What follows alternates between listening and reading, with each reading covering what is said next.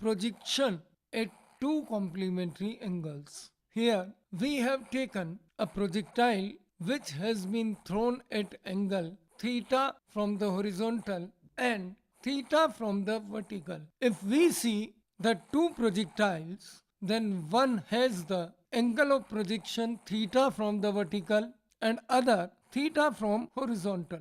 If we see angles of the projection for the two projectiles with respect to horizontal, then we can say one projectile is projected at angle theta and other projectile is thrown at an angle 90 minus theta from the horizontal. The velocity of projection is same for the both. They will achieve different maximum heights but will have same range. Here angles whose sum is 90 degree are called complementary angles. So by taking this definition into consideration, we can say that angle theta and 90 minus theta are complementary angles. If we take angle of projection to be theta in the first case, then we can say the horizontal range for the first projectile thrown at angle theta from the horizontal, maximum height attained h1 can be written as u square sine square theta divided by g, and obviously time of flight t1 can be written as 2u sine theta divided by g. While for angle of projection pi by 2 minus theta, we can write range R2 equal to u square sine 2 times 90 minus theta divided by g, the acceleration due to gravity, which can be further rewritten as u square sine 2 theta divided by g.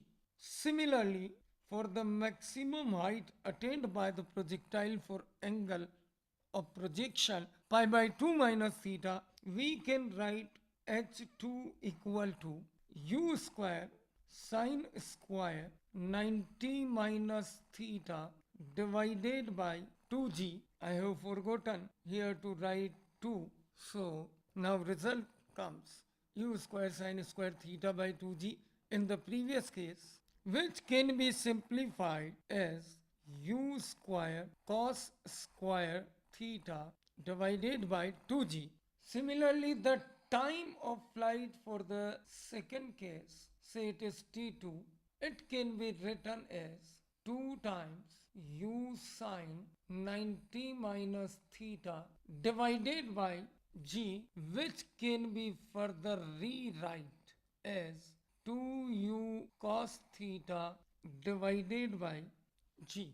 Now by analyzing above results, we can conclude first thing that R1 is equal to R2.